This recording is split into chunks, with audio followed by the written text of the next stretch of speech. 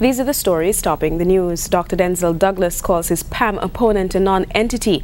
Boundary changes apply to federal elections only, and Cuba-US discussions are progressing smoothly. Good afternoon. Welcome to the ZIZ Midday Newscast for today, Thursday, 22nd January. I'm Ebony Brandon.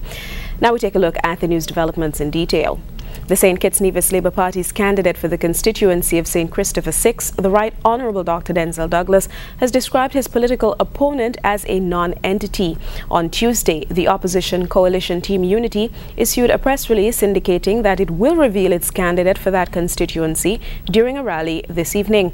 However, when asked to comment on the news on Wednesday, Dr. Douglas seemed very unconcerned and expressed confidence that he will be victorious again. I don't know who that candidate is. I've never seen a poster.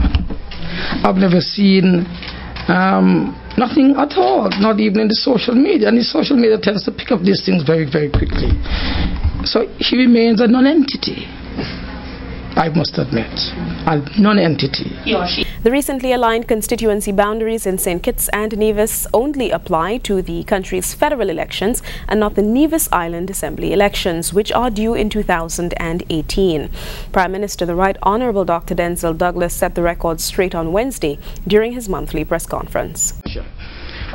For the Nevis Island administration, these changes that have been made will not on their own immediately affect those boundaries for the local elections, because remember, those boundaries are along parish lines. The 5 parishes, right, in Nevis? Yes. And there are 5 constituencies. Dr. Douglas said, however, that it would be a good idea for a boundaries commission to convene on Nevis and look closely at the local boundaries there ahead of the Nevis Island Assembly elections. I believe that the Boundaries Commission should sit down and examine the demographics within each parish and thus within each constituency. Look again at the number of inhabitants and see if there is a dramatic shift in the numbers of people that have to be represented at the Nevis Island level compared to what is happening now. I believe that if they were to do that exercise and they recognize that there are dramatic shifts that have been made, they would want to sit and revisit the boundaries in Nevis for the Nevis Island local election. In regional developments, senior diplomats are claiming a productive start to the unprecedented talks on restoring ties between Cuba and the United States, despite heated migration disputes. We hear the details in this report. To stay or to go? That is the question many Cubans, like 21-year-old Abel Mesa, ask themselves: to stay in Cuba or seek out opportunities in the United States. A year ago, Abel chose to leave. Using a makeshift raft, he tried to row to Florida, but after 2 days at sea, strong ocean currents pushed him back to Cuba, where he remains today. His dreams of a better life on hold for now. Life here in Cuba is very difficult. We work a lot, but we never see the results of our hard work. We're not well paid. While people like Abel want to leave, others like Susana Rios are coming home. After 20 years living in the United States, she recently moved back to Cuba because she sees her country slowly changing for the better.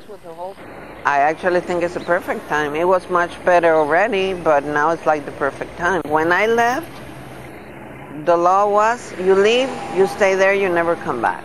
That was the case in 1980, when more than 100,000 Cubans were allowed to board boats and flee to the U.S. It was a mass migration known as the Mariel boat lift, seen by many as the lasting symbol of a conflicted migratory policy between the countries that split families apart. Since then, more than 1 million Cubans have left to the U.S., knowing that there are laws in place that as soon as they step foot on U.S. soil, they are allowed to stay and then granted permanent asylum.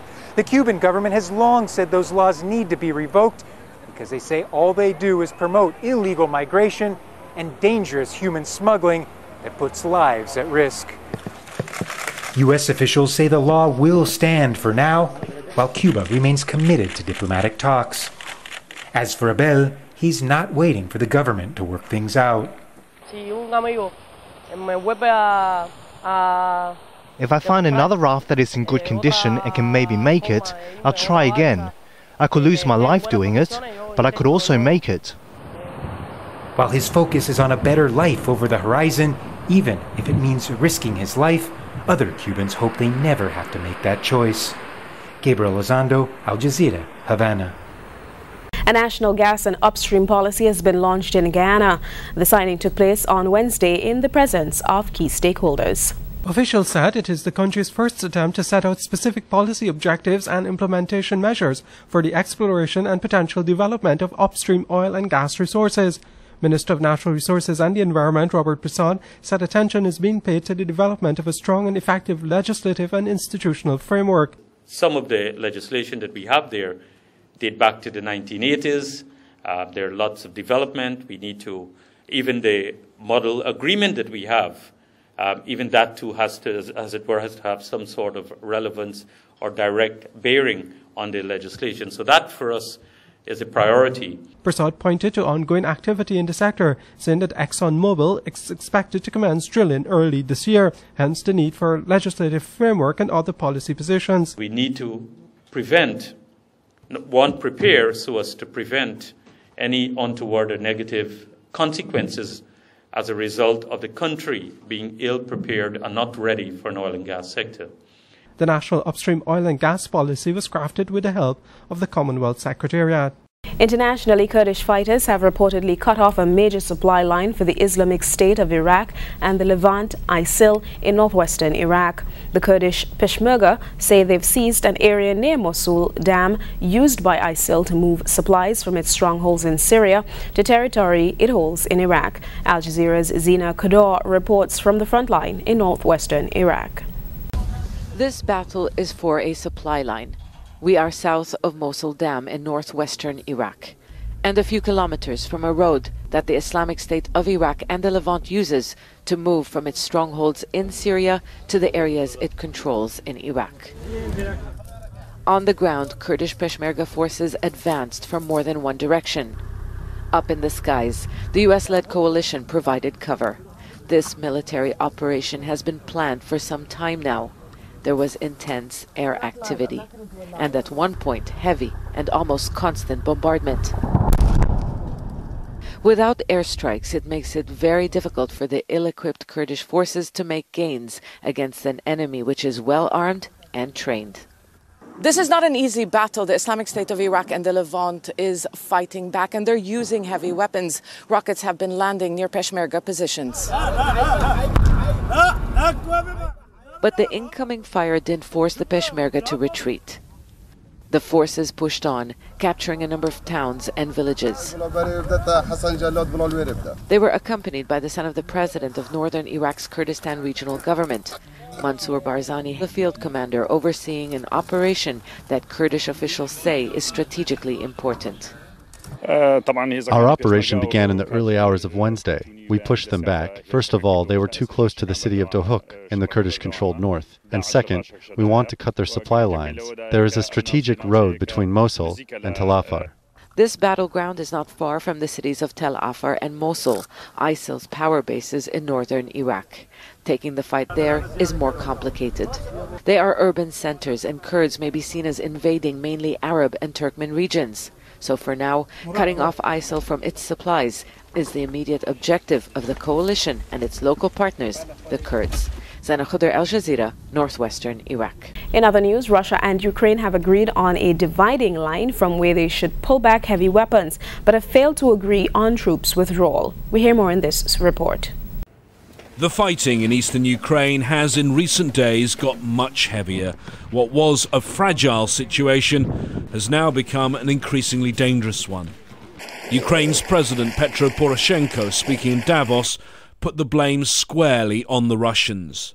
We have more than 9,000 troops of Russian Federation on my territory, including more than 500 tanks and heavy artillery and armed personnel carrier. If this is not an aggression, what is the aggression? Not surprisingly, in Moscow, a very different version of events. Russian Foreign Minister Sergei Lavrov said there were no facts to justify claims his country's military were inside Ukraine. Here at the United Nations, a special session of the Security Council was convened amid fears that the situation is now seriously unravelling. The UN's political chief told ambassadors the ceasefire, brokered last September, now exists in name alone. The Council meets today amidst the worst hostilities in eastern Ukraine since the ceasefire and Minsk Protocol were agreed on 5 September. Encouraging signs of progress, such as the exchange of hundreds of prisoners, are quickly being overshadowed by renewed fighting and a deepening political stalemate. Ukraine, as well as its neighbors in the broader region, cannot afford the current violent status quo. Diplomats were told the humanitarian situation is getting worse. A country where no people were displaced a year ago now has well over 1 million people who've had to flee their homes. Hastily convened talks in Berlin brought together the Russians, Ukrainians and a delegation from France and Germany. All sides said they'd work to defuse the tension, but with the fighting flaring on the ground, hopes are not high. James Bays, Al Jazeera, at the United Nations. Now taking a look at the weather, skies across St. Kitts and Nevis will be partly cloudy today with temperatures reaching 26 degrees Celsius. Winds will be light and variable at first, becoming east-southeasterly at 6 to 12 miles per hour. Seas will be moderate with waves of 1.2 meters or 4 feet. That wraps up the ZIZ Midday Newscast for this hour. Join us this evening at 6:30 p.m. on radio and 7 p.m. right here on Channel 5 for these stories and more in detail. I'm Ebony Brandon. Good afternoon.